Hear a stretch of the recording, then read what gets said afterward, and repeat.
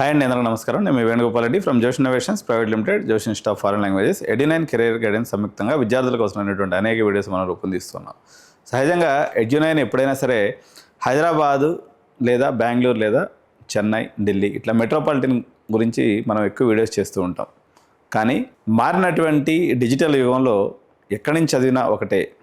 ఎందుకంటే ఈరోజు యూట్యూబ్ కానీ, ఎన్పిటిఎల్ కానీ ఇతరితర డిజిటల్ మాధ్యమాల ద్వారా పిల్లలు ఇంటి దగ్గర నుంచి నేర్చుకునే అవకాశం వచ్చింది. కానీ క్యాంపస్ లైఫ్ అన్నది కూడా ఇంపార్టెంట్ కాబట్టి అనేక రూరల్ ఇంజనీరింగ్ కాలేజెస్ అనేక ఒడిదుడులు ఎదుర్కొని గత 30 ఏళ్లలో ఈ యొక్క అర్బనైజేషన్లో చాలా ఒడిదుడులు ఎదుర్కొని నిటారుగా నిలబడినటువంటి ఒక విద్యా సంస్థ గురించి నేను ఈరోజు మాట్లాడాలనుకుంటున్నాను అనమాట.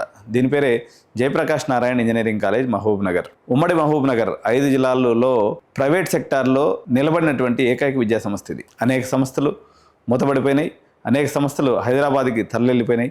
కానీ Jayaprakash Narayana engineering college chairman Ravi గారు ఎవరైతే ఉన్నారో చాలా అకుంఠిత దీక్షతో ఆ పర్టికులర్ మహబూబ్ నగర్ పిల్లలకి లోకల్లో ఒక మంచి ఇంజనీరింగ్ కాలేజీని నడపాలి, దట్టు మల్టీ డిసిప్లినరీ బ్రాంచెస్. మామూలుగానే సిఎస్సి యుగంలో చాలా పెద్ద పెద్ద colleges, even Hyderabad based colleges కూడా ఓన్లీ కంప్యూటర్ సైన్స్ పెట్టుకునేసి కోర్ బ్రాంచెస్ అన్నీ కూడా క్లోజ్ చేసినప్పటికీ ఈ జయప్రకాష్ నారాయణ ఇంజనీరింగ్ కాలేజెస్లో మెకానికల్, సివిల్, ట్రిపుల్ ఈసీ దాదాపు సిఎస్సిలో 5-6 డిసిప్లైన్స్తో ఒక జంబో ఇంజనీరింగ్ కాలేజీని జిల్లా లెవెల్లో నడుపుతున్నటువంటి ఏకైక విద్యా సంస్థ Jayaprakash Narayana engineering college.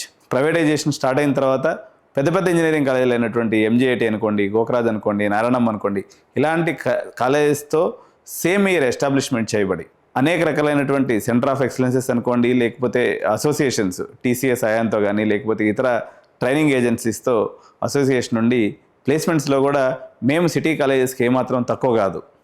Campus hostel ఫెసిలిటీతో పాటు అనేక ప్రాంతాల్లో ఉన్నటువంటి మహబూబ్ నగర్ చుట్టుపక్కల ఉన్నటువంటి ప్రాంతాలకి ట్రాన్స్పోర్టేషన్ ఫెసిలిటీ కూడా కలిగి ఉండి, నేను సహజంగా ఎప్పుడు ఎక్కువ యూనివర్సిటీస్ తిరుగుతూ ఉంటాను. వాళ్ళ యొక్క దాన్ని ఏమంటారంటే స్పిరిట్, ఏదో చేయాలి అన్న తపన, లేకపోతే ఆ రూరల్లో ఉన్నటువంటి గ్రామీణ ప్రాంతంలో ఉన్నటువంటి విద్యార్థులు కూడా చాలా చురుగ్గా ఉన్నారండి.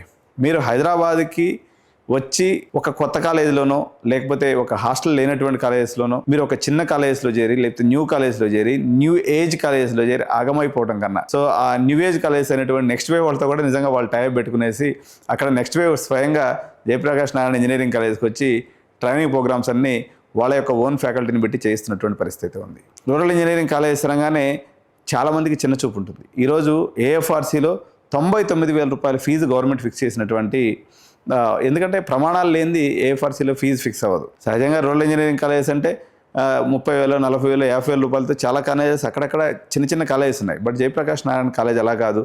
99,000 రూపాయల ఫీజుతో, మల్టీ డిసిప్లినరీ బ్రాంచెస్తో, సెంటర్ ఆఫ్ ఎక్సలెన్సెస్తో పాటు అనేక ట్రైనింగ్ ఏజెన్సీతో టైప్ పెట్టుకొని రవి సార్ ఎప్పటికప్పుడు హైదరాబాద్లో ఉన్నటువంటి డిఫరెంట్ ట్రైనింగ్ సంస్థలతో అప్రోచ్ అయ్యి వాళ్ళ ద్వారా వాళ్ళ పిల్లలకి ట్రైనింగ్ ఇప్పించాలి, తద్వారా వాళ్ళు కూడా హైదరాబాద్లో ఉన్న పిల్లలకి ధీటుగా ఉండాలనేటువంటి అకుంఠిత దీక్షతో చేస్తున్నటువంటి జయప్రకాష్ నారాయణ ఇంజనీరింగ్ కాలేజ్ మహబూబ్ నగర్ విద్యార్థులందరికీ నేను చేసే మనవి ఏంటి అంటే, మీకు పెద్ద బడ్జెట్ పెట్టుకునే అవకాశం ఉంది. అంటే మీరు సిబిఐటి, విఎన్ఆర్, లేకపోతే గోకరాజు, బీవీఆర్ఐటి ఇలాంటి కాలేజ్కి వచ్చి డొనేషన్ కట్టుకునే శక్తి ఉంటే రండి తప్ప, లేకపోతే ఏదో ఒక కాలేజీలో చేరాలి అనేటువంటి అవకాశం తీసుకున్నప్పుడు డెఫినెట్గా Jayaprakash Narayana engineering college with EAMCET college code JPNE, once again I'm repeating, JPNE ఈ కోడ్తో ఉన్నటువంటి కాలేజీని తప్పనిసరిగా ఆప్ట్ చేసుకోండి. మీరు అవసరమైతే క్యాంపస్ విజిట్ చేయండి. సో ఏమాత్రం ఫెసిలిటీస్లో కానీ, కంప్యూటర్ సెంటర్స్లో కానీ, ట్రైనింగ్స్లో కానీ, ఎంఓఎస్లో కానీ, సెంటర్ ఆఫ్ ఎక్సలెన్స్ కానీ, హాస్టల్ ఫెసిలిటీ కానీ ఎవ్రీథింగ్ ఈజ్ దేర్. పర్టికులర్గా అమ్మాయిల విషయానికి వస్తే ఎవరైతే కొంచెం పూర్ బ్యాక్గ్రౌండ్ ఉండి, లేకపోతే ఫుల్ రీయింబర్స్మెంట్ ఉన్నటువంటి పిల్లలకి విత్ ఇన్ ద క్యాంపస్లో ఫ్రీ హాస్టల్ కూడా ఇస్తున్నటువంటి సంస్థ ఇది.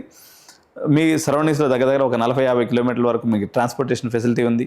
అదేవిధంగా చుట్టుపక్కల ఇది చాలా టౌన్లో ఉందన్నమాట. మహబూబ్ నగర్ టౌన్లో ఉండటం వల్ల మీకు చుట్టుపక్కల ఉండడానికి అవసరమైనటువంటి రూమ్స్ కానీ, వసతి కానీ అన్నీ కూడా అందుబాటులో ఉన్నాయి. తప్పనిసరిగా JPNE అక్కడ ఉన్నటువంటి ఇంకొక విచిత్రమైన సంఘటన నేను అక్కడ పోయినప్పుడు చూసింది ఏంటంటే, లోకల్గా ఉన్నటువంటి గవర్నమెంట్ ఇన్స్టిట్యూషన్ కన్నా కూడా గవర్నమెంట్ ఇన్స్టిట్యూషన్లో కూడా అడ్మిషన్ లేనటువంటి పరిస్థితిలో మహబూబ్ నగర్లో, but Jayaprakash Narayana engineering college దాదాపు 90% అడ్మిషన్స్తో ఇంక్లూడింగ్ మెకానికల్ సివిల్ ట్రిపుల్ కూడా వాళ్ళకి అడ్మిషన్స్ అవ్వడం జరిగింది. సో మీకు ఓవరాల్గా ఫీ స్ట్రక్చర్ ఎలా ఉంటుందంటే కౌన్సిలింగ్ ఫీ స్ట్రక్చర్ అయితే నేను మీకు చెప్పాను 99,000 కౌన్సిలింగ్ ఫీ స్ట్రక్చర్ ఉంటుంది.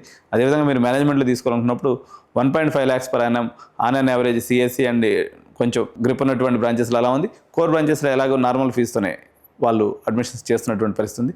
సో ఈ జయప్రకాష్ నారాయణ ఇంజనీరింగ్ కాలేజ్ రీసెంట్గా బెస్ట్ రూరల్ ఇంజనీరింగ్ కాలేజ్ కూడా గౌరవ కేంద్ర మంత్రి ద్వారా అదేవిధంగా అవార్డు తీసుకోవడం జరిగింది. వీళ్ళు ప్లేస్మెంట్స్ రికార్డు కూడా మనం తీసుకున్నప్పుడు దగ్గర 560 ప్లేస్మెంట్స్ వీళ్ళకి రావడం జరిగింది. అదేవిధంగా ఒక్కొక్క స్టూడెంట్కి మల్టిపుల్ అవార్డ్స్ కూడా రావడం జరిగింది. సో ఇటు ప్లేస్మెంట్స్లో కానీ ఇటు ఇన్ఫ్రాస్ట్రక్చర్లో కానీ ఇటు ఫ్యాకల్టీ విషయంలో కానీ అట్రిషన్ రేట్ లేదండి.